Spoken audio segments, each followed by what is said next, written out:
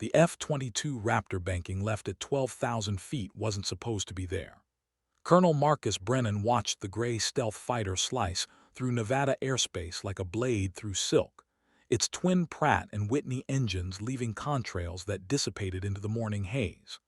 The aircraft's angular surfaces caught sunlight for brief moments before vanishing again into shadow, a technological ghost dancing on thermals above the Nelly's range. "Control, this is Overlord. We have an unscheduled Raptor in Grid 77 Alpha." Brennan spoke into his headset, squinting through polarized sunglasses at the radar display. The green blip moved with precision that suggested either exceptional skill or dangerous recklessness. Requesting immediate identification and authorization codes. Static crackled for 3 seconds. "Overlord Control, that bird is showing proper IFF signals. Pilot authenticated as Captain Lyra Thorne, call sign Nightshade. She's running a classified evaluation." Brennan's weathered face creased into what his subordinates called his skeptical scowl. 28 years of military aviation had taught him to trust instruments over instincts, but something felt wrong. The Raptor's flight pattern defied standard protocols. Instead of following the predetermined test corridor, it carved unpredictable arcs through restricted airspace, each maneuver calculated yet seemingly random. "Nightshade," he radioed directly to the pilot. "This is Colonel Brennan, Range Safety Officer. State your mission parameters and current objectives." The response came in a voice that carried the subtle rasp of someone who'd spent years breathing recycled cockpit air. "Colonel, this is Nightshade. Currently engaged in evasive maneuver assessment. All parameters nominal." Brennan almost laughed. Evasive maneuver assessment was military speak for showing off, and he'd seen enough hotshot pilots try to impress evaluation boards with flashy aerobatics. What puzzled him was the smoothness of execution. The Raptor moved like liquid mercury, each turn perfectly coordinated with throttle adjustments that spoke to an intimate understanding of the aircraft's capabilities. "Nightshade, recommend you return to standard flight patterns. This isn't an air show." "Copy, Overlord, adjusting course now." But the Raptor didn't adjust. Instead, it rolled inverted and dove toward the desert floor, pulling out of the descent at barely 500 feet above the sagebrush. Brennan's coffee cup hit the control room floor as he lunged for the emergency protocols manual. Whatever Captain Thorne thought she was doing, it was about to become his responsibility when the inevitable investigation began. The morning sun painted the aircraft's surface in shades of steel and shadow as it climbed again, and Brennan found himself wondering who this Nightshade really was, and why her name wasn't in any of the briefing files he'd received that morning. Through the reinforced glass of the control tower, the F-22 had become a distant speck against the blue Nevada sky, but its presence lingered like an unanswered question. Colonel Brennan reached for his secure phone, knowing that some questions demanded immediate answers, especially when they came wrapped in $35 million of cutting-edge military technology. The radio crackled again. "Overlord, this is Nightshade. Permission to engage live targets." Brennan's blood turned to ice water. There were no live targets scheduled for today's exercises. His fingers flew across the keyboard, pulling up every database he had clearance to access. The name Lyra Thorne appeared in fragments, deployment records from overseas, commendations for valor, medical leave, psychological evaluations. But the files were heavily redacted, leaving gaps that suggested either classified operations or something the Air Force preferred to forget. "Negative, Nightshade. No live fire authorized. Return to base immediately." "Roger that, Overlord. But you might want to check your eastern perimeter. Looks like we have uninvited guests." Brennan's radar operator, Technical Sergeant Rodriguez, suddenly straightened in his chair. "Sir, I'm picking up multiple contacts. Low-altitude, fast movers approaching from the east. They're not broadcasting identification codes." The morning had started as routine evaluation of training protocols. Now Brennan found himself staring at a radar screen that showed 6 unidentified aircraft penetrating restricted airspace, while somewhere above them, a mysterious pilot calling herself Nightshade prepared to engage targets that officially didn't exist. He grabbed the red phone that connected directly to NORAD. "This is Nellie's control. We have a developing situation." Captain Lyra Thorne rolled her F-22 into a steep climb, feeling the familiar pressure of G-forces against her chest. The Raptor responded to her touch like a thoroughbred, its fly-by-wire controls translating her intentions into precise mechanical adjustments. At 28,000 feet, she leveled off and activated her AN/APG-77 radar, painting the 6 intruders with invisible energy. "Overlord, Nightshade has radar lock on 6 hostiles. Configuration suggests modified civilian aircraft with military-grade avionics. Recommend immediate intercept authorization." Brennan's mind raced through possibilities, each more troubling than the last. Civilian aircraft modified for military purposes meant either well-funded terrorists or foreign intelligence operations. Either scenario demanded decisive action, but authorizing weapons release required approvals that could take precious minutes. "Nightshade, maintain visual contact but do not engage. Repeat, do not engage. Support aircraft are en route." "Understood, Overlord, but these boys aren't here for sightseeing." Through her helmet-mounted display, Thorne watched the lead aircraft, a modified Cessna Citation, bank toward what she recognized as a classified research facility hidden in the desert hills. Intelligence reports had warned of increased foreign interest in American stealth technology, but seeing it unfold in real time sent adrenaline coursing through her veins. The Citation's pilot was skilled, using terrain masking to avoid radar detection while maintaining formation with his wingmen.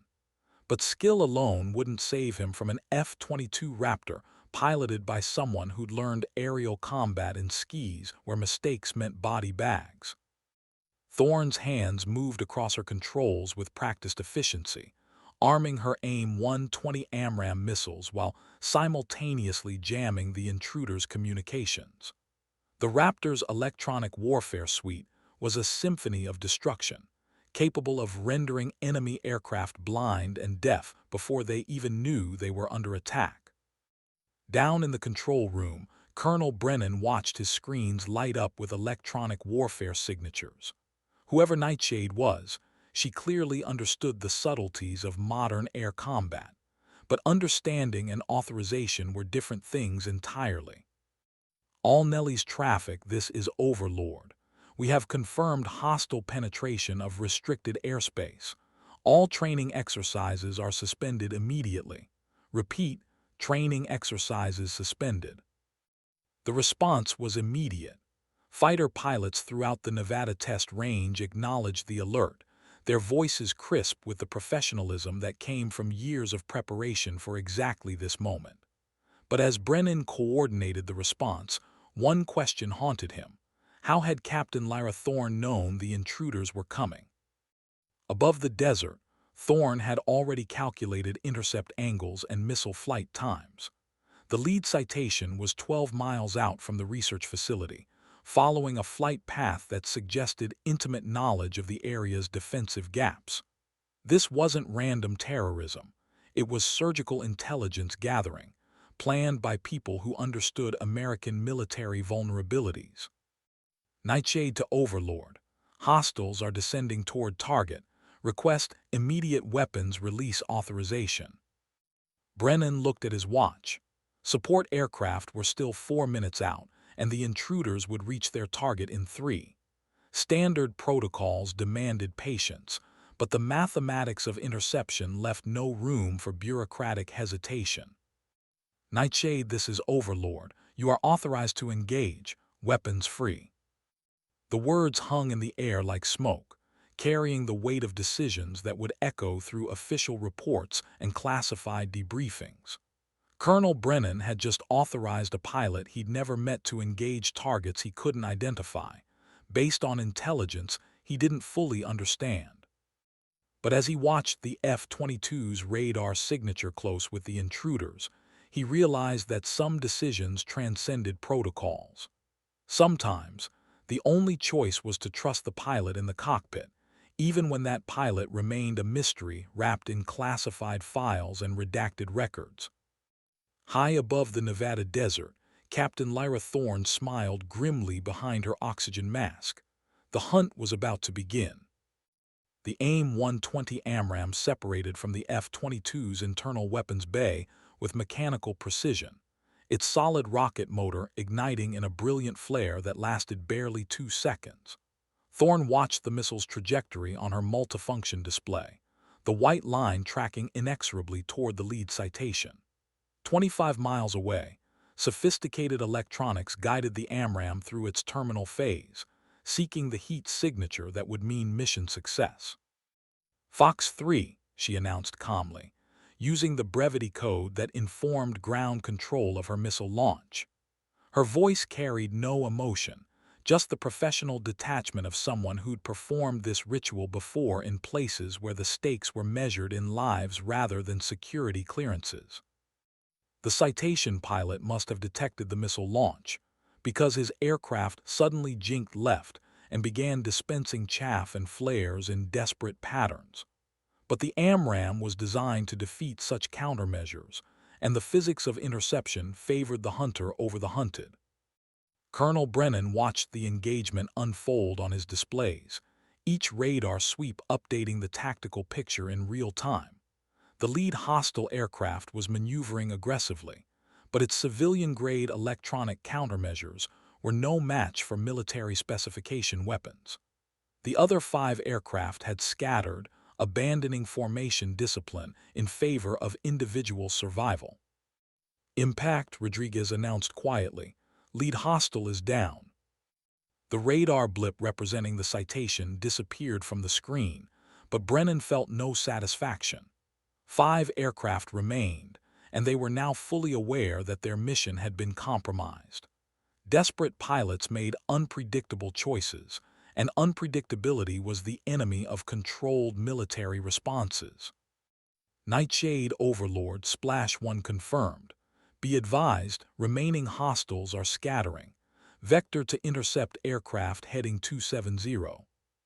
Copy Overlord, engaging second target. Thorne banked her Raptor hard right, pulling 4.5 GS as she turned toward a modified Beechcraft King Air that was attempting to escape toward the California border. The pilot was skilled, using the aircraft's twin turboprops to maintain low altitude while threading between desert mountains. But the F-22's thrust-vectoring nozzles gave Thorne advantages that no civilian aircraft could match. She descended to 8,000 feet, using the Raptor's stealth characteristics to approach undetected. Through her canopy, she could see the King Air's white fuselage against the brown desert below, its pilot unaware that death approached on whisper-quiet engines. The AIM-9X Sidewinder was an older weapon, but its infrared seeker had been updated with modern electronics that could distinguish between aircraft heat signatures and environmental thermal noise. Thorne locked onto the King Air's port engine, watching the seeker head track the target with predatory precision. Fox 2. The Sidewinder's rocket motor burned for only 2 seconds, but it was enough to accelerate the missile to over twice the speed of sound. The King Air's pilot saw the launch and attempted a desperate turn toward a canyon that might provide concealment, but physics and technology conspired against survival. The missile's proximity fuse detonated the warhead 15 feet from the aircraft's wing root, sending fragments through aluminum skin and into critical flight controls. Thorne watched the King Air roll, inverted, and begin an uncontrolled descent toward the desert floor, its pilot fighting controls that no longer responded to human input. Splash 2, she reported with the same emotional detachment she'd learned in other conflicts. Below, a pillar of black smoke marked where $40 million of modified aircraft had become twisted metal and scattered components. In the control room, Brennan coordinated with other Air Force units while monitoring Nightshade's engagement. Additional F-22s were airborne now, along with F-16s from the Nevada Air National Guard. But the mysterious Captain Thorne continued to demonstrate tactical awareness that exceeded her apparent rank and experience. Overlord Nightshade. Third hostile is attempting to egress north toward Vegas airspace. Recommend vector additional assets to block escape routes.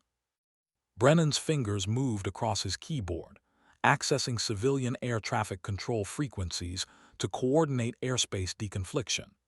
Commercial aircraft needed warning of the military action, and FAA controllers required immediate notification of the expanded restricted zones. Roger Nightshade. Vegas approach is clearing civilian traffic. You're cleared to pursue. The third aircraft, another modified Citation, was climbing toward commercial aviation altitudes, hopping to blend with legitimate air traffic. But its pilot had underestimated both the F-22's capabilities and the determination of the woman flying it. Thorne engaged her afterburners, feeling the familiar kick of augmented thrust as her speed increased past Mach 1.5. The Raptor's twin engines were engineering marvels, capable of sustained supersonic flight without the thermal signatures that betrayed older fighter aircraft. She was a ghost in the sky, invisible to radar and nearly silent to human observation. At 35,000 feet, she acquired visual contact with the Citation. The aircraft was maintaining commercial flight corridors, its pilot hopping that proximity to civilian traffic would prevent weapons engagement. It was a calculated gamble that demonstrated sophisticated understanding of American rules of engagement. But Captain Lyra Thorne had operated in places where rules of engagement were suggestions rather than absolutes. She understood the delicate balance between tactical necessity and acceptable risk, and she knew how to thread that needle with surgical precision. Overlord Nightshade has visual on Hostile 3. Request permission to engage despite proximity to civilian traffic. Brennan hesitated. The decision carried implications that extended far beyond the immediate tactical situation. Authorizing weapons release in civilian airspace required approvals from authorities he didn't have immediate access to. But every second of delay allowed the intruder to escape with whatever intelligence they'd gathered. Nightshade, what's your assessment of collateral damage risk? Thorne's response came without hesitation. Minimal. Target is isolated. Civilian traffic is being vectored clear. Clean shot available. 28 years of military experience had taught Brennan to trust pilot judgment, especially when that judgment came from someone who'd already proven their competence under pressure. But this decision would be reviewed by generals and politicians, dissected by investigators who'd never felt the weight of split-second choices. Weapons-free, Nightshade, take the shot. The third AIM-120 launch was clinically precise.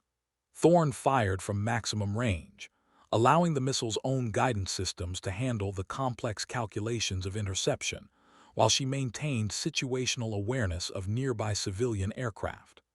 The AMRAAM tracked its target with mechanical determination, its active radar seeker painting the Citation with energy pulses that meant inevitable destruction.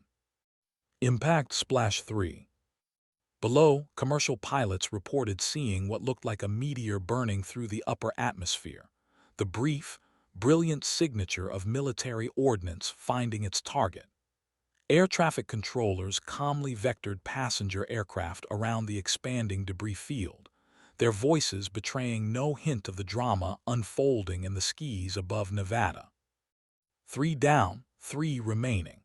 But the surviving intruders had learned from their companions' fate, and they were scattering in different directions with tactics that suggested professional military training. This wasn't random terrorism. It was a coordinated intelligence operation executed by people who understood American defensive capabilities and limitations. Captain Lyra Thorne banked her F-22 toward the next target, her mind already calculating intercept angles and fuel consumption rates. The Raptor's internal fuel tanks held enough JP-8 for another 90 minutes of flight time, and her weapons bay still contained sufficient ordnance to complete the mission. But as she vectored toward the fourth hostile aircraft, she wondered who these people were and what they'd been trying to accomplish. Intelligence gathering was one possibility, but the sophistication of their operation suggested objectives that extended beyond simple reconnaissance. In the control room, Colonel Brennan fielded calls from Washington while monitoring the developing situation. Pentagon officials wanted real-time updates, while intelligence agencies demanded preservation of any wreckage that might provide clues about foreign technological capabilities. "Overlord, this is Razor 11, came a new voice on the radio. "We have the northern hostile in sight and are requesting permission to engage." Additional F-22s had arrived from Nellis and other western bases, spreading a net across the Nevada sky that would prevent any remaining intruders from escaping. But Brennan noticed that Captain Thorne hadn't requested support or coordination. She continued to operate as a single-ship interceptor, engaging targets with an independence that suggested extensive combat experience. "Razor 11, Overlord. You are cleared to engage Northern Hostile. Coordinate with Nightshade for deconfliction." "Roger, Overlord. Nightshade, this is Razor 11. We have the Northern Bird. Recommend you vector south toward the remaining targets." Thorne's response carried a subtle note of acknowledgement that experienced pilots would recognize. "Copy, Razor. I'll take the Southern too. Keep your geometry clean." The radio exchange lasted less than 10 seconds, but it revealed the easy professionalism of aviators who understood their craft. Brennan found himself increasingly curious about Captain Thorne's background.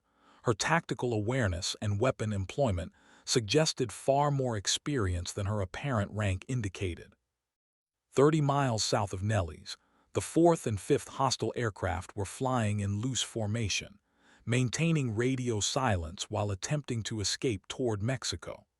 Their pilots had witnessed the destruction of their companions and understood that survival now depended on reaching international airspace before additional interceptors arrived. But they were being hunted by someone who'd learned patience in places where impatience meant death. Captain Lyra Thorne closed the distance methodically, using the F-22's superior speed and stealth to position herself for simultaneous engagement of both targets. The tactical challenge was complex, engaging two maneuvering targets while maintaining safe separation between missile flight paths. But Thorne had solved similar problems before, in skis where the consequences of failure were measured in body counts rather than after-action reports. "Overlord Nightshade, I have radar lock on hostiles 4 and 5. Requesting permission for dual engagement." Brennan checked his displays, confirming that no civilian traffic remained in the area. The southern Nevada desert was empty except for the 3 military aircraft, creating conditions that favored aggressive tactics. "Nightshade, you are cleared for dual engagement. Weapons free." "Copy, Fox 3, Fox 3. 2 AIM-120 missiles separated from the F-22's weapons bay within seconds of each other, their rocket motors igniting in brilliant flares before settling into sustained burns. Thorne watched their progress on her displays, noting the slight separation in their flight paths that would prevent mutual interference during the terminal phase. The pilots of the remaining hostile aircraft detected the launches simultaneously and broke formation, each attempting individual escape maneuvers. But the AMRAAM's active radar guidance was designed for exactly this scenario, and both missiles adjusted their courses to compensate for target movement. Impact, impact, splash 4 and 5. Twin explosions bloomed against the desert sky, marking the end of the coordinated intelligence operation. Whatever these intruders had hoped to accomplish, their mission had ended in scattered wreckage and unanswered questions. In the control room, Colonel Brennan allowed himself a moment of satisfaction before beginning the complex process of post-incident coordination. Crash investigation teams needed immediate deployment, while intelligence specialists required access to any recoverable debris. The morning that had begun as routine training had become a case study in defensive operations. But his attention kept returning to the mysterious pilot who turned potential disaster into decisive victory. Captain Lyra Thorne had demonstrated tactical competence that exceeded her apparent rank and experience, handling complex engagement scenarios with confidence that suggested extensive combat background. Nightshade Overlord, outstanding work. Return to base for debrief. Roger Overlord, Nightshade is RTB. As the F-22 disappeared into the distance, Brennan realized that the morning's events had raised more questions than they'd answered. Who was Captain Lyra Thorne? Where had she acquired combat experience that enabled such precise weapon employment? And why wasn't her background information included in the standard briefing files? He reached for his secure phone, knowing that some mysteries demanded investigation especially when, they involved classified operations and redacted personnel files. The F-22 Raptor touched down on Nellis Air Force Base's runway with the gentle precision that marked experienced pilots. Captain Lyra Thorne felt the main landing gear contact concrete, followed immediately by the nose wheel settling onto the tarmac. She reduced throttle and deployed speed brakes, bringing $35 million of advanced technology to a controlled stop. Ground crews materialized around the aircraft as she taxied toward the designated parking area, their practiced movements reflecting years of experience with the Raptor's unique requirements. The F-22's stealth coatings demanded specialized handling, and any damage to the radar-absorbent materials could compromise the aircraft's primary advantage. Thorne completed her post-flight checklist with mechanical precision, shutting down systems in the proper sequence while her mind remained focused on the engagement she just completed. 5 hostile aircraft destroyed, 0 collateral damage, mission accomplished. The statistics were clean, but the implications were more complex than simple numbers could convey. She popped the canopy and felt Nevada desert air wash over her, carrying the familiar sense of jet fuel and hot asphalt. The contrast with the recycled atmosphere of the cockpit was always jarring, a reminder that flying was an artificial environment that humans entered only through technological intervention. Colonel Brennan was waiting at the base of the aircraft ladder, his weathered face displaying the neutral expression that senior officers cultivated when dealing with situations that defied easy categorization. Behind him stood 2 men in civilian clothes who carried themselves with the unmistakable bearing of intelligence operatives. "Captain Thorne," Brennan said as she descended the ladder, "outstanding performance up there. These gentlemen would like to speak with you about the engagement." Thorne glanced at the civilians, noting details that most people would miss. The slight bulge of concealed weapons, the way they positioned themselves to control approaches, the practiced alertness that marked professionals in the intelligence community.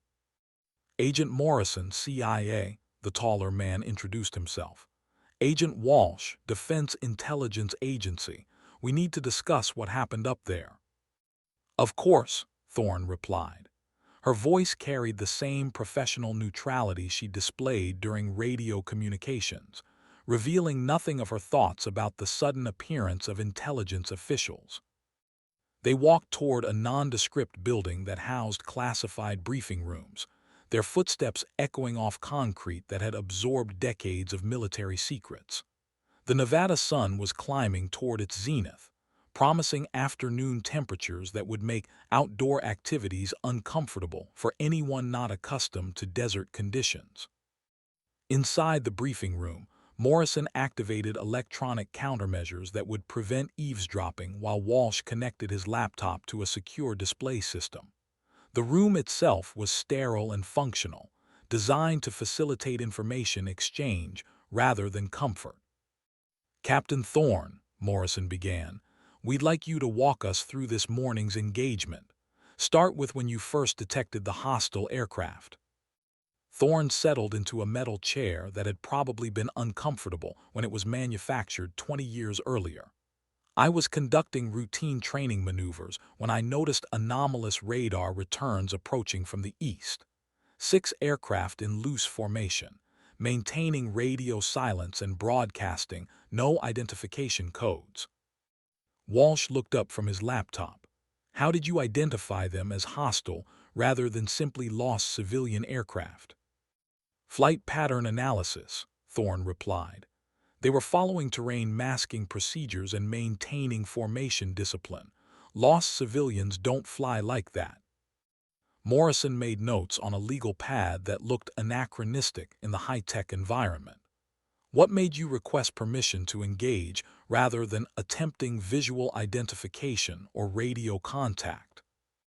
Time and geometry, Thorne said. They were approaching a classified facility along flight paths that suggested intimate knowledge of our defensive gaps. Visual identification would have required me to expose my position, and radio contact would have provided them with confirmation of our response capabilities. The 2 agents exchanged glances that suggested this interview was more significant than routine post-incident debriefing. Thorne had participated in enough classified operations to recognize when seemingly simple questions carried deeper implications. Captain, Walsh said carefully, your personnel file indicates that you've been on medical leave for the past 18 months. Today was supposed to be a routine readiness evaluation. How do you explain your tactical awareness and weapon employment proficiency? Thorne's expression didn't change, but something shifted in her eyes, a flicker of emotion that disappeared too quickly to identify. Training and experience, sir. Skills don't deteriorate during medical leave. Morrison leaned forward slightly. According to our records, your last combat deployment was 3 years ago. Most pilots experience some degradation in tactical skills without regular practice. Most pilots haven't flown in places where degraded skills mean body bags, Thorne replied quietly. The room fell silent except for the whisper of air conditioning and the distant sound of aircraft operations. Morrison and Walsh had clearly expected routine debriefing of a straightforward intercept mission, but they were discovering complexities that their preparation hadn't anticipated. Colonel Brennan, who had remained silent during the initial questioning, finally spoke. Captain Thorne, I've been trying to access your complete personnel file since this morning. Most of it appears to be classified beyond my clearance level. Would you care to explain why a captain has files that require higher authorization than a full colonel's clearance provides? Thorne looked at each man in turn, her expression revealing nothing of whatever calculations were occurring behind her eyes. When she spoke, her voice carried undertones that suggested stories she couldn't or wouldn't tell. Some missions generate paperwork that gets buried deep, Colonel. Sometimes it's better that way. Morrison closed his legal pad and exchanged another glance with Walsh. Captain, we're going to need you to remain available for additional questioning. This incident has attracted attention from several agencies, and there will be more detailed interviews. Understood, Thorne replied. Am I restricted to base? For now, Walsh said. We'll arrange quarters in the VIP facility. All meals and necessities will be provided. As the meeting concluded, Thorne stood and moved toward the door with the same controlled precision she displayed in the cockpit. But Brennan noticed something in her posture, a subtle tension that suggested the day's events had been more personal than professional for reasons that remained unexplained. Captain, he called as she reached the door. Off the record, who taught you to fly like that? Thorne paused with her hand on the door handle, and for a moment her carefully maintained composure seemed to waver. People who didn't live long enough to see me use what they taught me. She left the room, and the 3 men sat in silence for several seconds before Morrison spoke. We need to dig deeper into her background, Today's performance suggests capabilities that aren't reflected in her official records. Agreed, Walsh said. But be careful. If she's connected to operations that generated those classification levels, there are probably people who won't appreciate our curiosity. Colonel Brennan looked out the window at the F-22 that sat motionless on the tarmac, its angular surfaces reflecting afternoon sunlight. Gentlemen, I've been in this business long enough to recognize when someone's carrying secrets that could fill libraries. The question is whether those secrets help us or hurt us. As evening approached and the Nevada desert began its transition from furnace to freezer, Captain Lyra Thorne sat alone in her assigned quarters, staring out a window at aircraft that continued their endless cycles of training and preparation. The room was sterile and impersonal, furnished with government tissue furniture that prioritized function over comfort.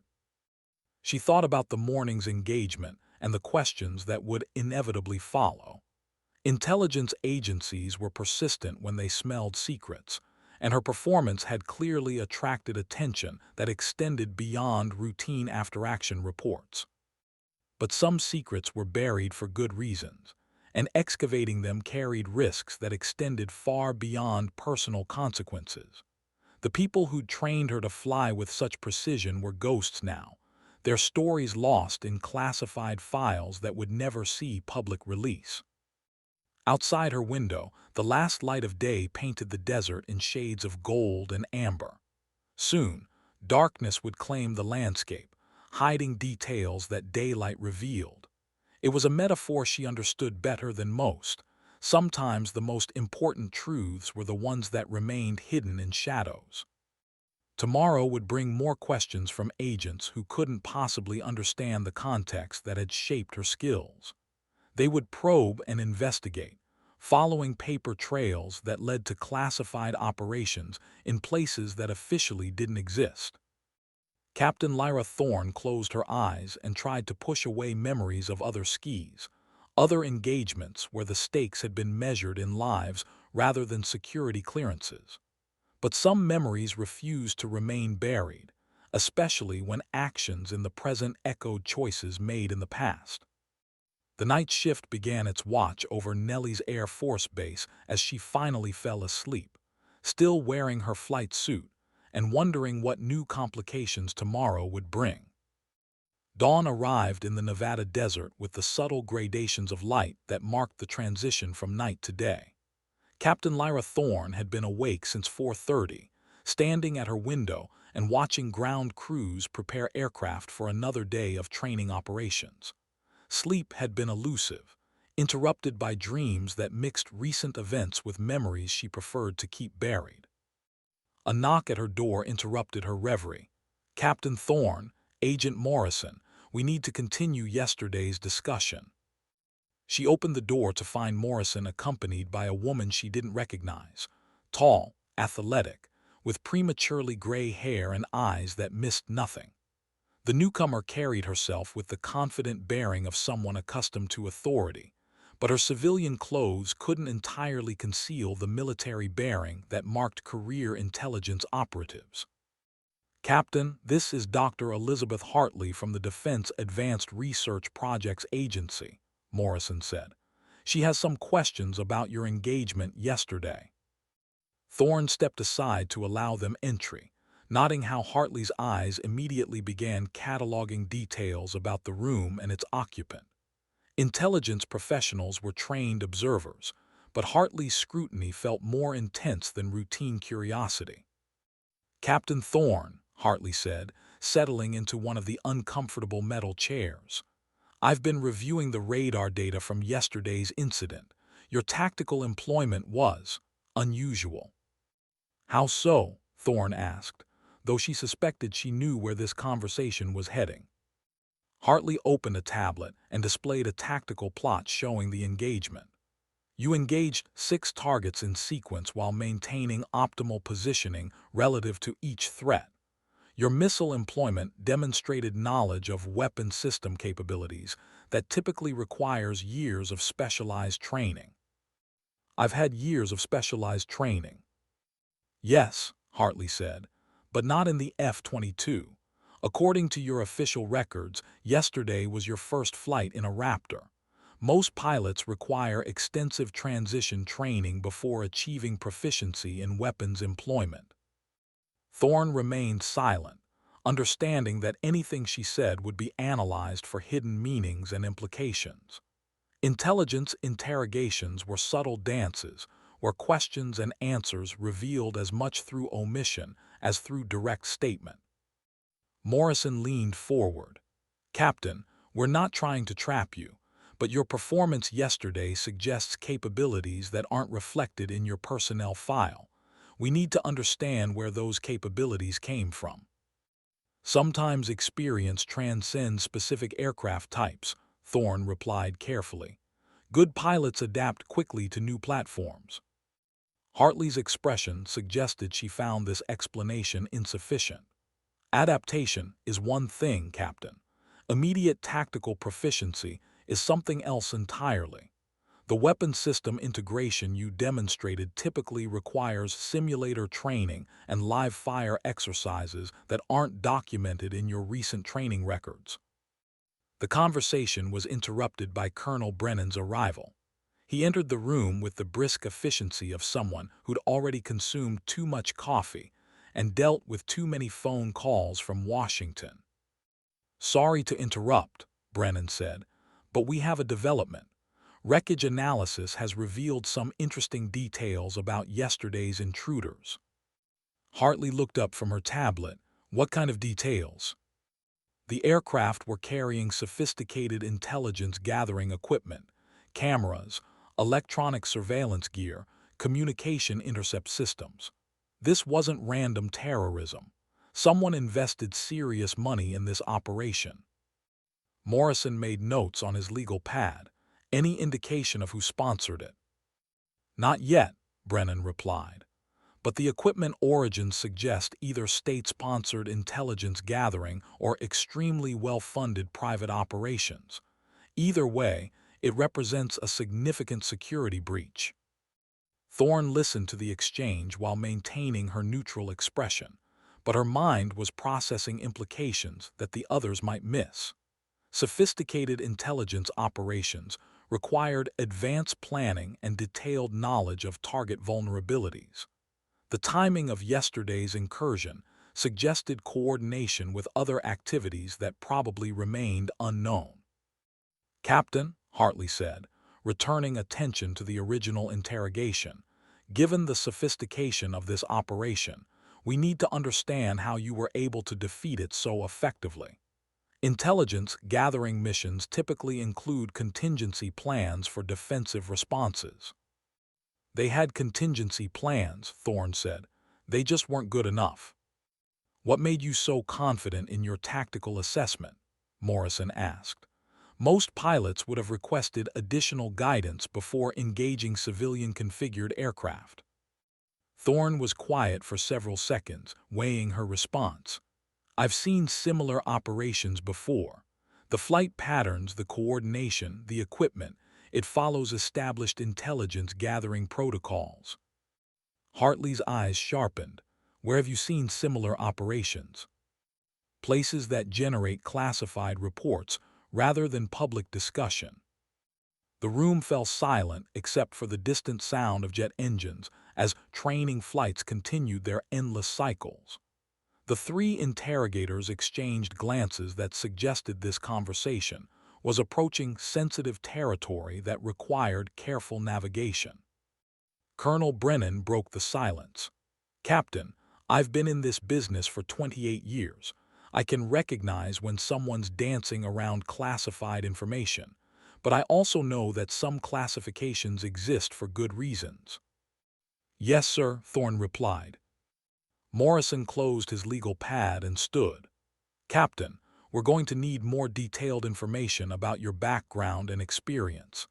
This investigation is attracting attention from very senior levels, and incomplete answers won't satisfy the people asking questions."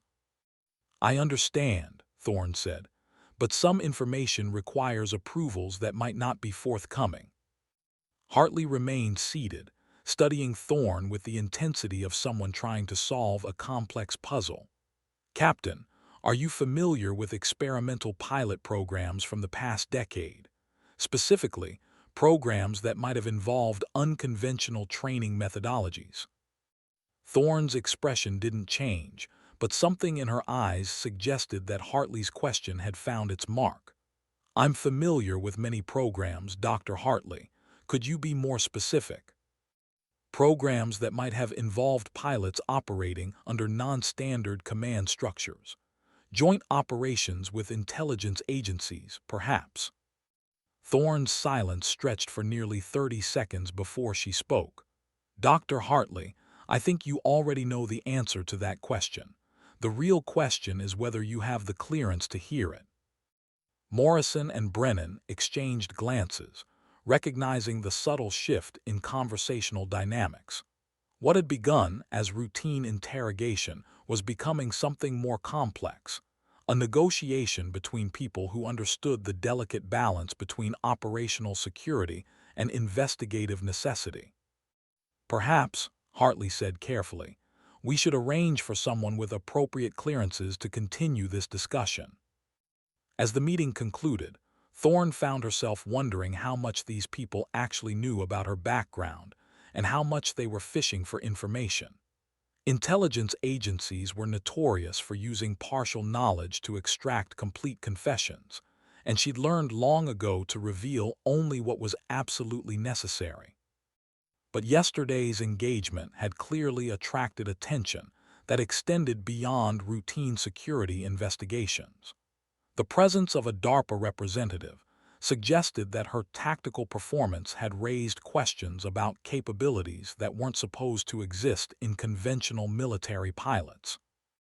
After the interrogators left, Thorne returned to her window and watched F-22s conduct training exercises in the clear desert air. Each aircraft represented hundreds of millions of dollars in advanced technology, operated by pilots who'd undergone years of specialized training to achieve basic proficiency. Yet she'd stepped into a Raptor for the first time yesterday and immediately demonstrated weapon system integration that typically required extensive familiarization. The explanation was simple enough. She'd flown similar missions in aircraft that didn't officially exist, using tactics that weren't documented in conventional training manuals. But simple explanations often carried complex implications, especially when they involved programs that had been classified beyond normal military security levels. Some operations were so sensitive that even their existence remained hidden from standard oversight mechanisms. The afternoon brought new visitors, a general she didn't recognize and two civilians who introduced themselves only as representatives of interested parties. Their questions were more sophisticated than previous interrogations, focusing on technical details that suggested intimate knowledge of advanced military programs. "Captain Thorne," the general said, "we need to discuss your involvement in Project Ghostwalker." The name hung in the air like smoke from a distant fire, carrying implications that extended far beyond the sterile briefing room. Thorne kept her expression neutral, but her mind was already calculating the consequences of acknowledging information that was supposed to remain buried. "I'm not familiar with that project name, sir," she said carefully. The general smiled, but it didn't reach his eyes. "Captain, we have satellite footage of your aircraft operating in areas that don't appear on any maps.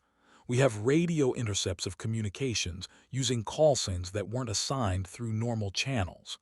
We have after-action reports that reference tactical innovations that haven't been taught in any official training program." One of the civilians opened a laptop and displayed reconnaissance photos that showed aircraft in flight over terrain that looked distinctly non-American. "These images were taken 18 months ago, Captain. The aircraft appears to be a modified F-22, but with avionics packages that aren't part of standard configuration." Thorne studied the photos, noting details that confirmed her worst fears about how much these people actually knew. The aircraft in the images was indeed a heavily modified Raptor, equipped with experimental systems that had never been officially acknowledged by the Defense Department. "That's an interesting photograph," she said, "but I'm not sure what you expect me to tell you about it." The second civilian spoke for the first time. "Captain, we expect you to tell us about operations that may have compromised ongoing intelligence activities. Your performance yesterday demonstrated capabilities that could only have been acquired through participation in highly classified programs." "And if those programs remain classified?" Thorne asked. "Then we have a problem," the general replied. "Because your actions yesterday have attracted attention from foreign intelligence services. They're asking the same questions we are, and they're probably not going to be satisfied with non-answers." The implication was clear. Her tactical performance had revealed capabilities that adversaries weren't supposed to know existed. Intelligence agencies spent enormous resources concealing advanced military technologies, and yesterday's engagement had potentially compromised years of careful operational security. Thorne understood the dilemma. Confirming her involvement in classified programs would violate security protocols, but denying knowledge would leave unanswered questions that could prove even more damaging to national security interests. "General," she said finally, "I think this conversation requires participants with higher clearance levels than I'm authorized to confirm or deny." The general nodded slowly. "We're arranging for those participants, Captain, but understand that this situation has attracted attention from the highest levels of government. People want answers, and they want them quickly." As evening approached and her interrogators departed, Thorne found herself facing a situation she'd hoped to avoid. The careful compartmentalization that had protected classified operations was beginning to unravel, and she was caught in the center of competing interests that extended far beyond personal consequences. Outside her window, the Nevada desert was settling into its nightly routine of temperature extremes and silent spaces. But the tranquility was deceptive. Somewhere in Washington, senior officials were probably conducting urgent meetings about capabilities that were supposed to remain hidden. She thought about the pilots who'd trained her to fly with such precision and wondered what they would have done in her situation. Most of them were dead now, casualties of operations that would never be publicly acknowledged. Their sacrifices had been measured in mission success rather than official recognition.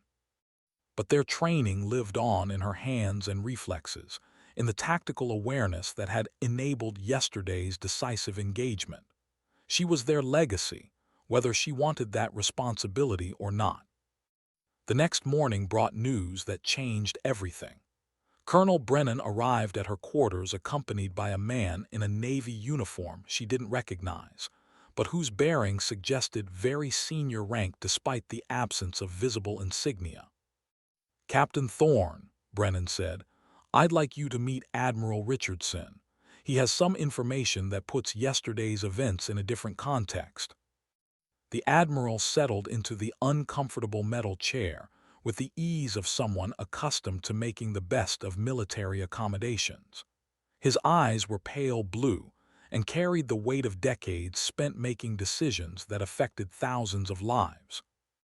"Captain," Richardson said, "what I'm about to tell you is classified at levels that require special handling. Your engagement yesterday wasn't an isolated incident. It was part of a coordinated intelligence operation that we've been tracking for several months." Thorne maintained her neutral expression, but her pulse quickened. Coordinated operations implied planning and resources that extended far beyond simple reconnaissance missions. "The aircraft you engaged were part of a larger network that's been conducting systematic intelligence gathering against our most sensitive facilities," Richardson continued.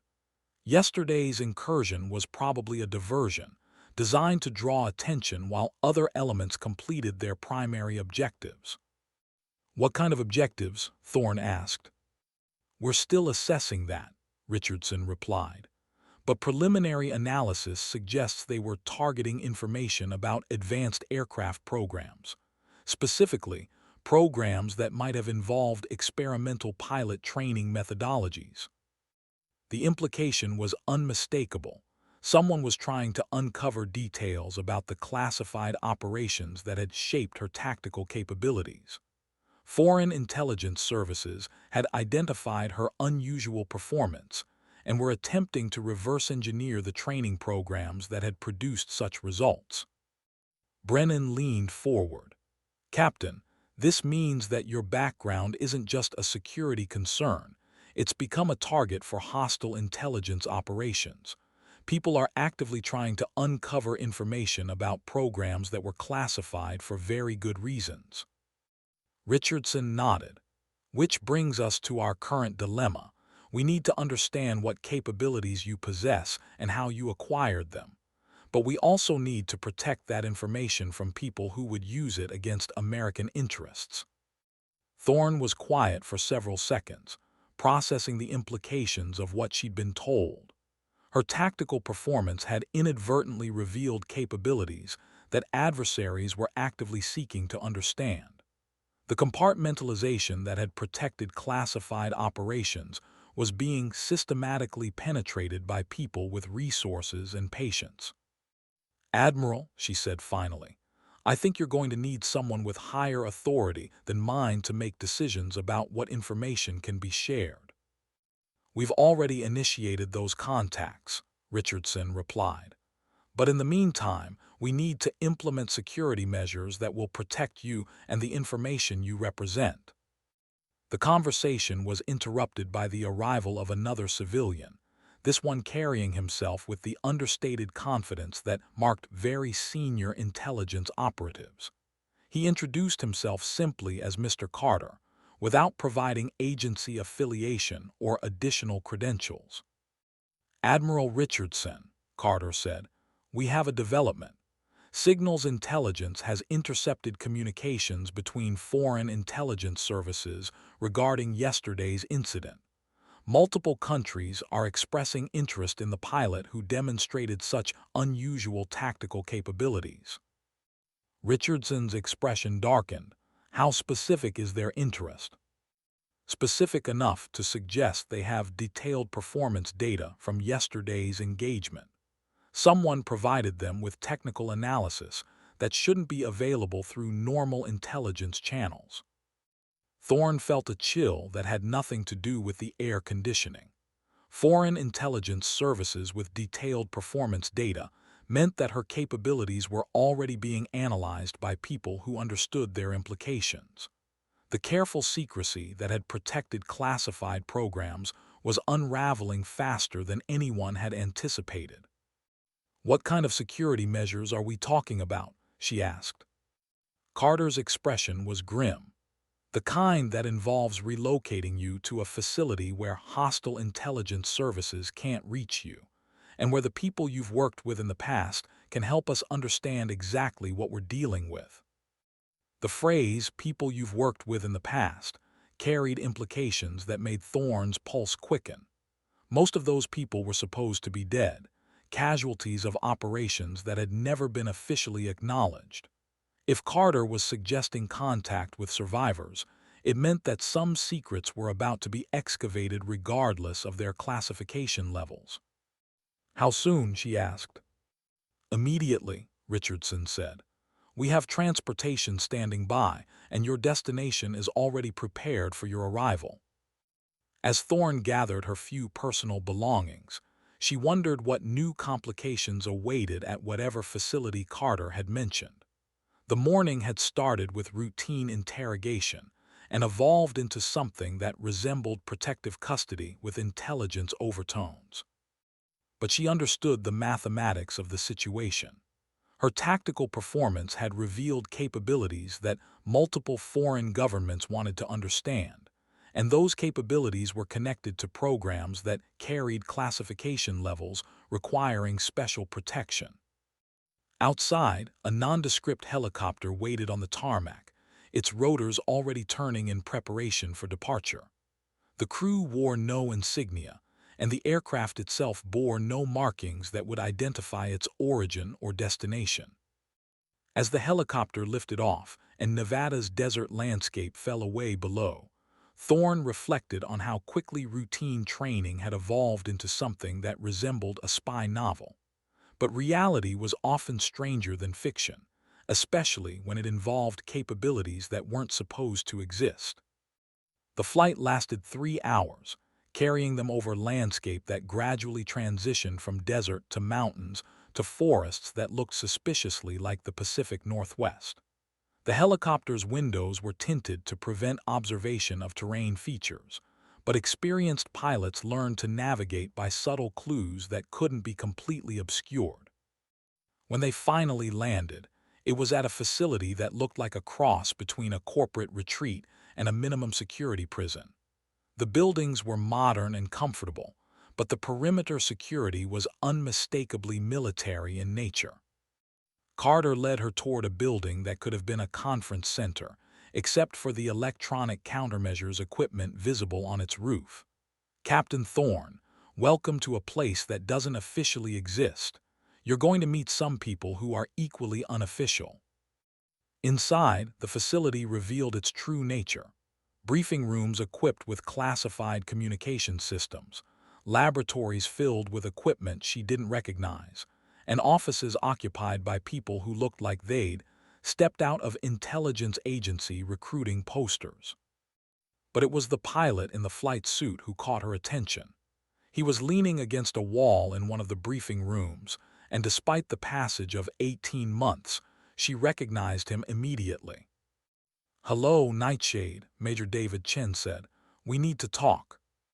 The sight of Chen alive and apparently healthy sent a shock through Thorne's system that she fought to conceal. According to official records, Major David Chen had been killed in action during a classified operation 18 months earlier. She'd attended his memorial service and watched his flag-draped casket lowered into Arlington National Cemetery. "Viper," she said, using his call sign, "this is unexpected." Chen smiled, but it carried undertones of experiences that had changed him in fundamental ways. "The reports of my death were greatly exaggerated, along with several other people you thought you'd lost." Carter gestured toward chairs arranged around a conference table that probably cost more than most people's annual salaries. "Captain Thorne, Major Chen, please have a seat. We have a lot to discuss." As they settled into the comfortable chairs, Thorne's mind was racing through implications and possibilities. If Chen was alive, it meant that other casualties from their classified operations might also have survived. It also meant that the compartmentalization she'd believed protected those operations was more complex than she'd understood. "David," she said, "I need to understand what's happening here. According to every official record I have access to, you died in a helicopter crash during Operation Shadowfall." "I did crash," Chen replied. "But the death part was exaggerated for security purposes. Turns out that some operations require participants to become officially deceased in order to continue their work." Carter activated a display system that showed satellite imagery and technical diagrams. "Captain Thorne, what you participated in wasn't just pilot training. It was development and testing of capabilities that represent generational advances in military aviation. The people you worked with were selected for programs that push the boundaries of human performance enhancement." The images on the display showed aircraft that looked familiar but different. F-22s with modifications that went far beyond standard configurations.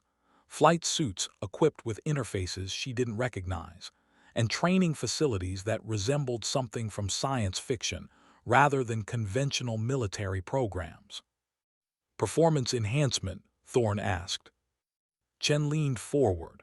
"Lyra, remember the training we did at that facility in Montana? The neural interface experiments, the advanced simulation systems, the tactical integration protocols. That wasn't just training, it was human-machine interface development."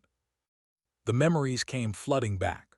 Weeks of intensive training using equipment that seemed more like medical devices than flight simulators. Sessions that left her exhausted but somehow more capable than before. Debriefings that focused on reaction times and decision-making processes rather than conventional flight performance. "You're talking about cyborg pilots," she said quietly. "We prefer enhanced human performance," Carter corrected. "But yes, that's essentially accurate. The programs you participated in were designed to create pilots whose capabilities exceeded normal human limitations through technological augmentation." Thorne felt a cold realization settling over her. Yesterday's performance, that wasn't just training and experience. I was using capabilities that had been artificially enhanced. "Correct," Chen said. "The neural interfaces we received during training created permanent changes in how our brains process information. Enhanced reaction times, improved spatial awareness, accelerated threat assessment, all the things that made yesterday's engagement possible." Carter displayed additional images showing brain scans and performance metrics. "The technology is still experimental, but the results speak for themselves. Enhanced pilots demonstrate capabilities that normal human beings simply cannot achieve."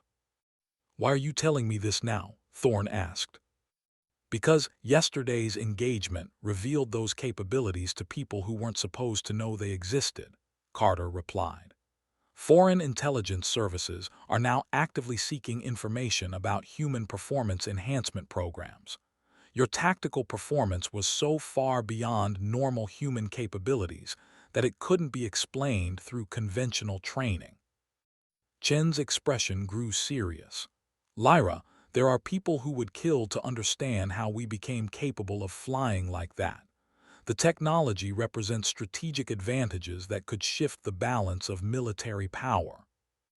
The briefing room fell silent except for the whisper of air conditioning and the distant sound of helicopter operations.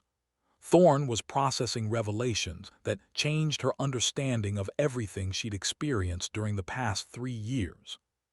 "What happened to the others?" she asked. "The people who went through the program with us?" Carter's expression darkened. "Some are here, in facilities like this one. Others are still operating under deep cover identities. A few are actually dead. The technology carries risks that we're still learning to manage." "And some," Chen added quietly, "disappeared when they realized what had been done to them. Enhanced capabilities come with psychological costs that not everyone can handle." Thorne understood the implication. The neural interfaces that had enhanced their performance had also changed them in fundamental ways, creating capabilities that blurred the line between human and machine. Some pilots had thrived with those changes, while others had been unable to cope with what they'd become. "The reason you're here," Carter continued, "is that yesterday's engagement has compromised the secrecy that protects this program. We need to understand how much foreign intelligence services have learned, and we need to decide how to proceed." "What are my options?" Thorne asked. Chen leaned back in his chair. "Option 1. You remain here in protective custody while we assess the intelligence implications. Option 2. You return to conventional military service with a cover story that explains your enhanced capabilities. Option 3. You join the people who have disappeared and hope that foreign intelligence services don't find you."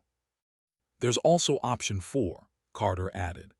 "You help us understand how foreign intelligence services are gathering information about the program and assist in operations designed to protect other enhanced pilots."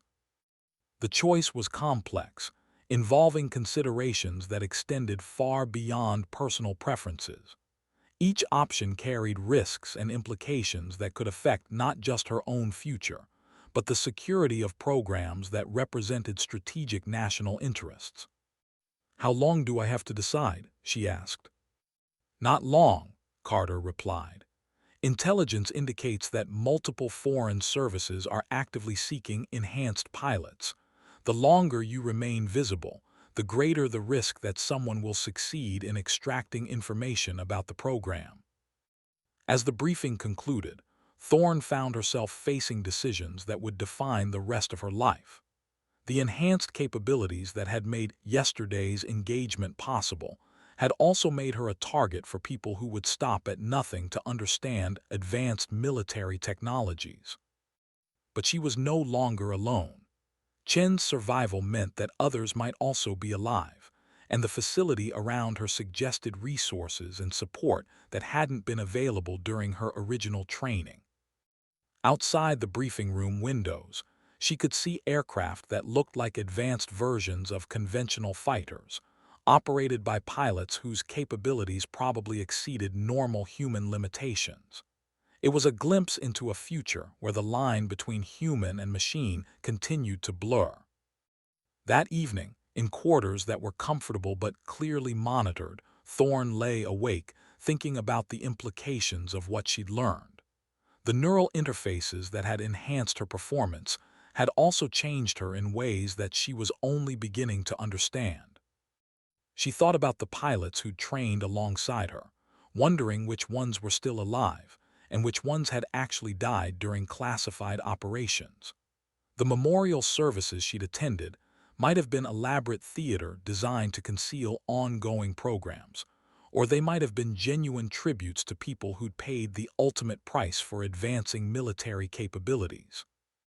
The enhanced abilities that had made her tactical performance possible came with responsibilities that extended beyond conventional military service.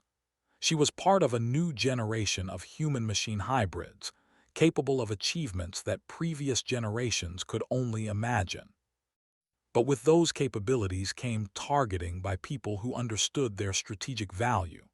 Foreign intelligence services weren't interested in her personally. They wanted to understand and replicate the technologies that had enhanced her performance.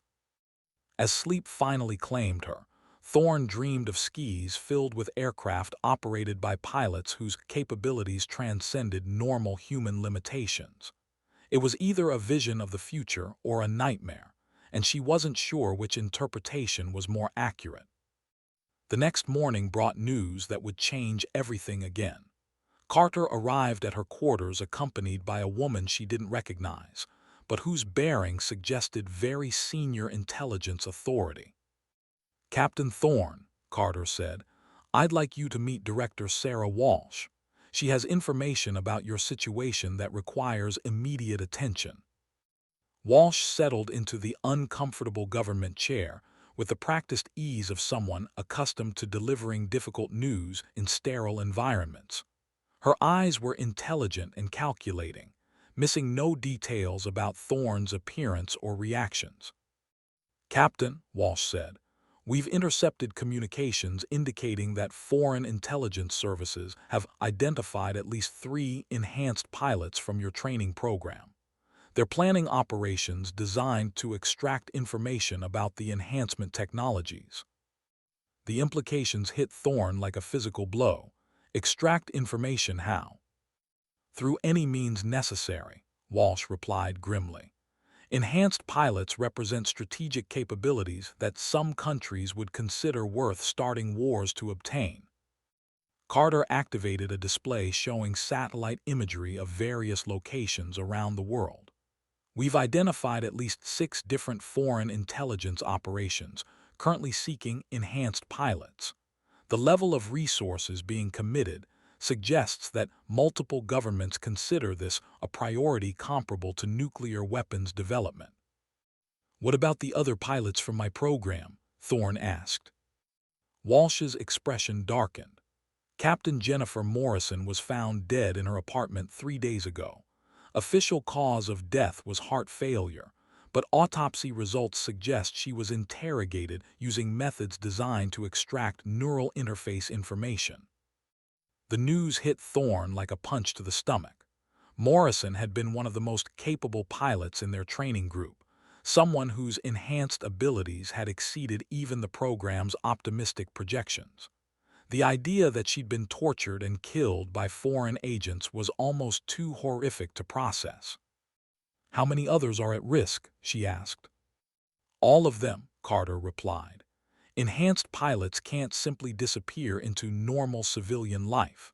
The neural interfaces create behavioral patterns and capabilities that trained observers can identify. Foreign intelligence services are learning to recognize those patterns. Walsh leaned forward. Captain Thorne, we need your help in protecting the remaining enhanced pilots. Your tactical performance yesterday demonstrated capabilities that could be crucial in defending against foreign intelligence operations. What kind of help? Thorne asked. Active operations, Walsh replied. Using your enhanced capabilities to eliminate threats before they can target other pilots. You'd be working with a team of enhanced operatives whose official existence has been erased.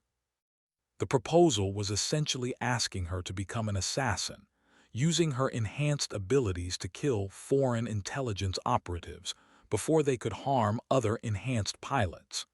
It was a mission that blurred moral boundaries while protecting people who'd undergone the same transformative experiences she had.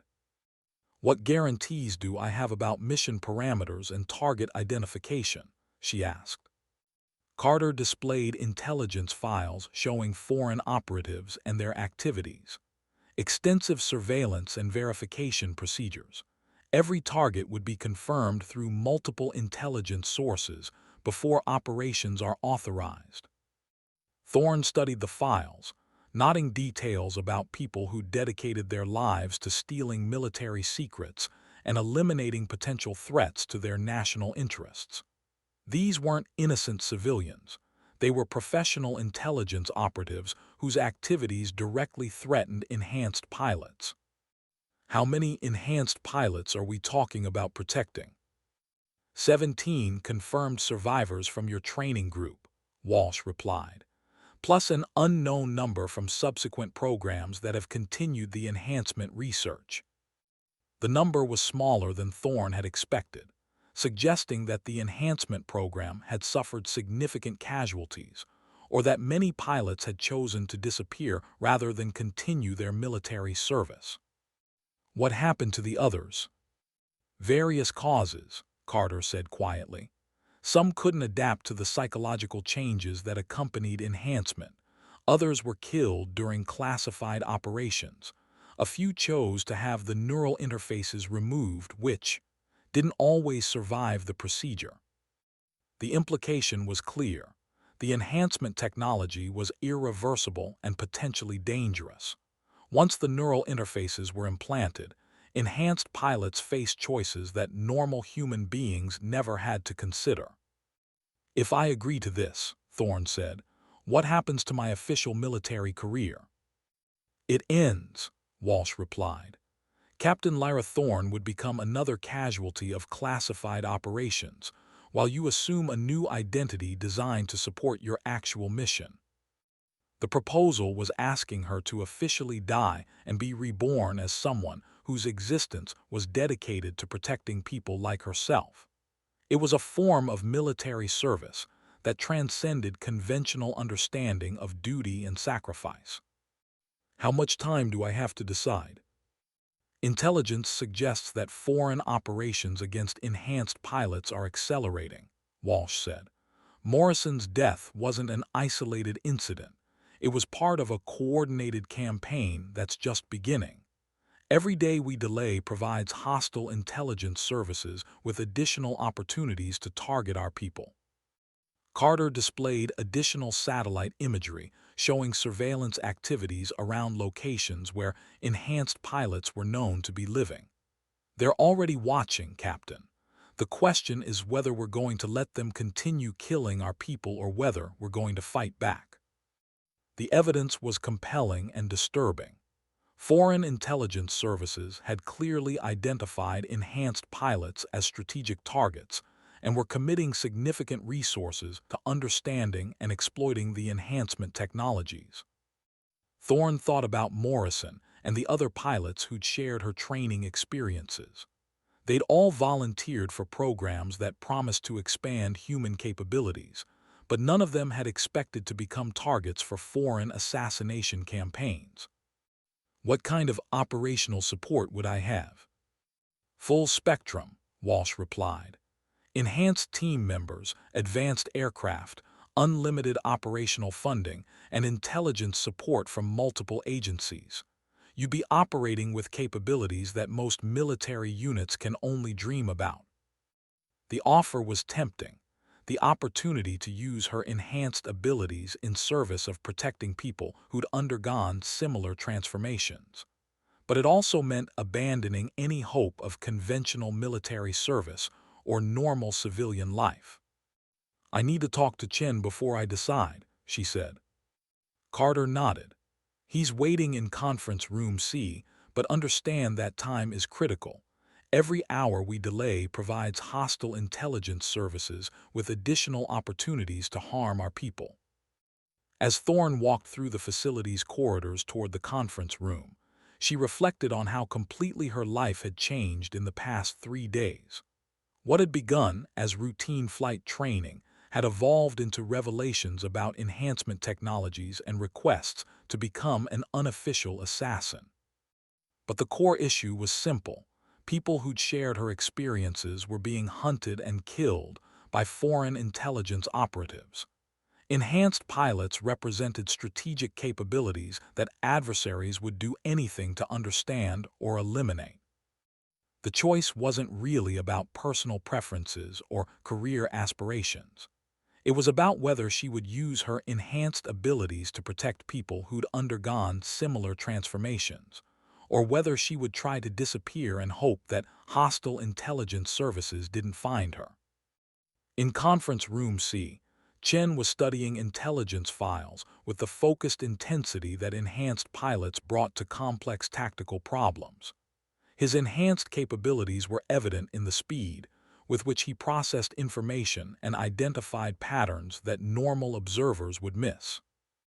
Lyra, he said without looking up from the files, I've been reviewing the intelligence on foreign operations against enhanced pilots. It's worse than they told you. How much worse? Chen displayed a tactical analysis showing the scope of hostile intelligence activities. They're not just targeting individual pilots, they're mapping the entire enhancement program. Personnel records, training facilities, operational deployments, medical procedures. Someone is conducting systematic intelligence gathering designed to replicate our capabilities. The implications were staggering. If foreign intelligence services succeeded in understanding and replicating enhancement technologies, American strategic advantages could disappear overnight.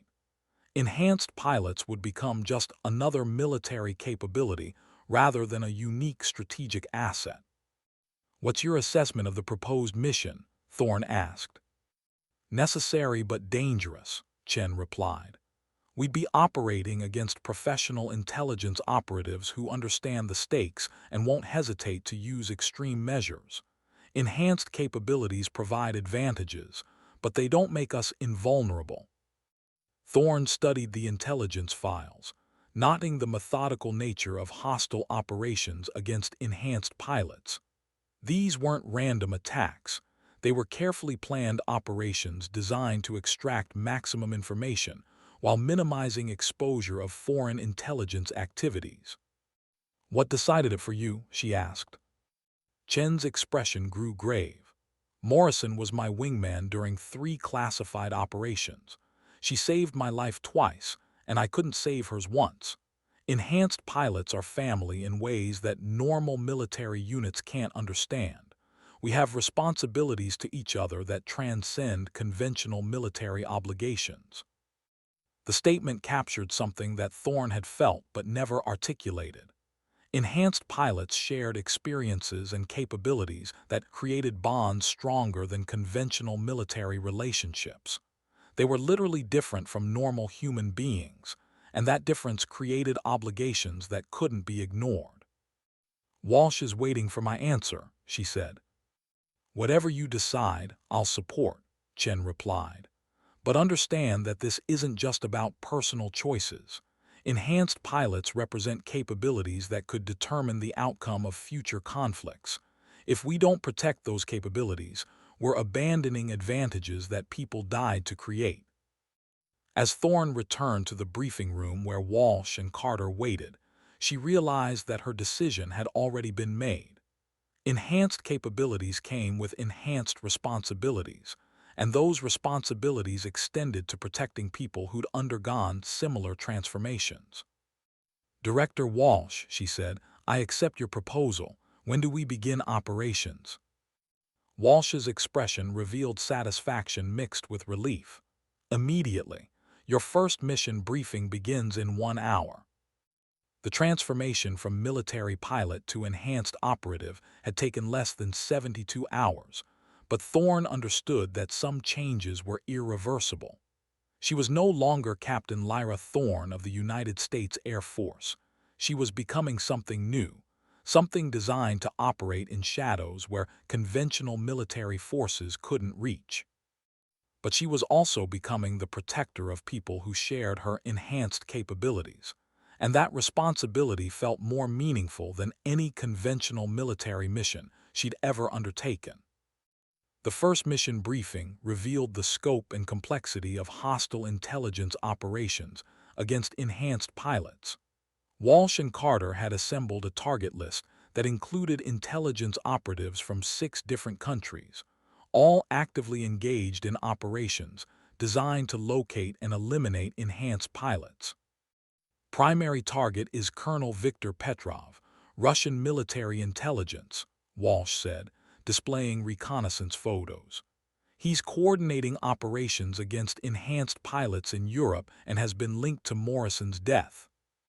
The photos showed a man in his 40s with the weathered appearance of someone who'd spent years in military service.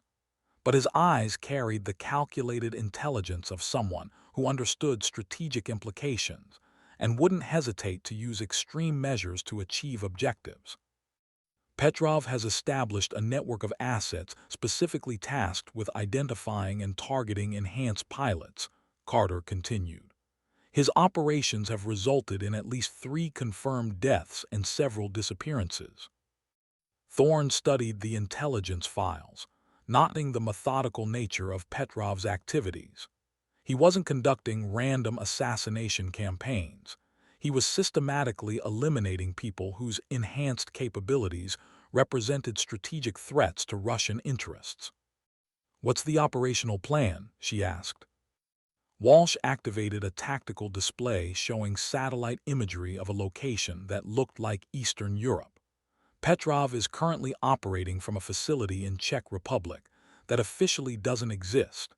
Intelligence suggests he's planning operations against 2 enhanced pilots who are currently living under cover identities in Western Europe." The mission parameters were complex. Eliminate Petrov before he could harm additional enhanced pilots, while avoiding international incidents that could expose the enhancement program to public scrutiny. It required surgical precision executed by people whose capabilities exceeded normal human limitations. "Team composition?" Thorne asked. "Yourself, Chen, and 2 other enhanced operatives," Carter replied. "Captain Sarah Kim, call sign Wraith, and Major James Rodriguez, call sign Shadow, all enhanced pilots with extensive operational experience." The team represented the most capable enhanced operatives available, each possessing abilities that conventional military forces couldn't match. But the mission also carried risks that could result in international consequences if operations were discovered or compromised. "Timeline: 48 hours, Walsh said. "Intelligence indicates that Petrov is planning to move against his targets within the next 72 hours. We need to eliminate him before he can complete his operations." The briefing concluded with equipment selection and final mission preparations. Enhanced operatives had access to technologies that conventional forces couldn't employ, including aircraft with capabilities that pushed the boundaries of what was publicly acknowledged. As Thorne prepared for her first mission as an enhanced operative, she reflected on how completely her life had transformed. 3 days earlier, she'd been a military pilot conducting routine training. Now, she was preparing to eliminate foreign intelligence operatives who threatened people whose enhanced capabilities represented strategic national interests. But the mission felt right in ways that conventional military service never had. Enhanced pilots were family, and family protected each other regardless of political boundaries or international complications. The aircraft they would use for the mission was unlike anything in the conventional military inventory. A modified transport plane with stealth characteristics and electronic warfare capabilities that could penetrate hostile airspace without detection. It represented technology that officially didn't exist, operated by people whose existence had been officially erased. As the mission launch approached, Thorne found herself thinking about Morrison and the other enhanced pilots who'd been killed by foreign intelligence operatives. Their deaths wouldn't be avenged through conventional legal processes. They would be balanced through operations that occurred in shadows, where justice transcended international law. Enhanced capabilities came with enhanced responsibilities, and those responsibilities sometimes required actions that normal human beings couldn't understand or accomplish. But protecting family was a responsibility that transcended moral ambiguity, especially when that family possessed capabilities that could determine the outcome of future conflicts. The mission launch occurred at midnight from a facility that appeared on no maps. The modified transport aircraft lifted off without filing flight plans or requesting air traffic control clearance, beginning a journey that would take enhanced operatives into hostile territory for purposes that couldn't be officially acknowledged. As the aircraft climbed into star-filled skies above the Pacific Northwest, Thorne felt the familiar anticipation that preceded complex operations. Enhanced capabilities provided advantages, but success would depend on teamwork and tactical execution that pushed the boundaries of human performance. Through the aircraft's windows, she could see lights scattered across the landscape below, cities and towns where normal people lived normal lives, unaware that enhanced operatives were conducting missions designed to protect capabilities that could determine their future security. It was a sobering reminder of the responsibilities that came with enhancement technologies. Enhanced pilots weren't just military assets. They were guardians of capabilities that represented strategic advantages in an increasingly dangerous world. The flight to Europe took 8 hours, crossing time zones and international boundaries that meant nothing to people whose existence had been officially erased. When they finally approached their target area, it was through airspace that hostile radar systems couldn't detect and air defense networks couldn't engage. Colonel Viktor Petrov wouldn't know they were coming until it was too late to escape. Enhanced operatives moved through shadows that conventional intelligence couldn't penetrate, using capabilities that normal human beings couldn't match. The hunt for enhanced pilots was about to become a hunt for the hunters themselves. And the enhanced operatives conducting that mission carried capabilities that would ensure the protection of people whose abilities represented the future of military aviation. As the modified transport aircraft descended toward a landing zone that appeared on no charts, Captain Lyra Thorne prepared for a mission that would define her new existence as an enhanced operative. The official military pilot was dead. In her place was someone whose capabilities transcended normal human limitations, and whose responsibilities extended to protecting family that shared those transcendent abilities. The mission to eliminate Colonel Viktor Petrov would be her first step into a world where enhanced capabilities met strategic necessities in operations that occurred beyond the reach of conventional law or international oversight. But it was also a step toward protecting people whose enhanced abilities represented hope for maintaining strategic advantages in an increasingly dangerous world. Enhanced pilots were family, and family protected each other regardless of the personal costs that protection might require. The transformation was complete.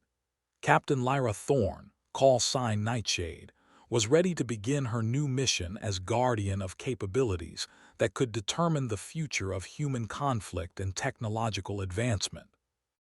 The Czech countryside rolled beneath their aircraft like a patchwork of dark fields and scattered lights, each landmark carefully catalogued by enhanced operatives whose capabilities allowed them to process visual information with computer-like precision. The modified transport plane descended through moonless skies, its stealth characteristics rendering it invisible to radar systems that protected one of Europe's most carefully guarded secrets. Colonel Viktor Petrov's facility was located in a valley that had once housed Soviet-era military installations, now repurposed for intelligence operations that required isolation from civilian observation. Satellite imagery showed buildings that looked like abandoned industrial sites, but thermal analysis revealed activity patterns that suggested current operational use. 2 minutes to insertion, announced the pilot through the aircraft's internal communication system. His voice carried the professional calm that marked enhanced operatives, people whose neural interfaces allowed them to process stress and complexity with mechanical precision. Thorne checked her equipment 1.